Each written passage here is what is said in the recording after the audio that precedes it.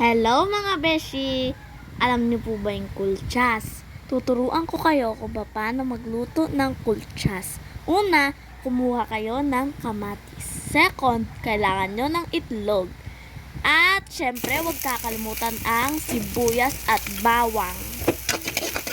Igisa na lang hanggang sa maluto ang sibuyas at bawang, tapos isunod nyo na ang mahiwagang kamatis. Ayan rin po pala ang favorite ko. Tapos, takpan nyo beshi hanggang sa lumabas ang kanyang mahiwagang katas. Ayan, ganyan. Tingnan nyo, masarap oh. Tapos, ilagay nyo yung egg.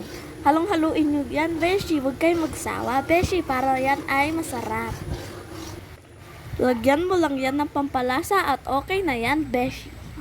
Ayan, pag uwi ko, nautusan ako. Bye!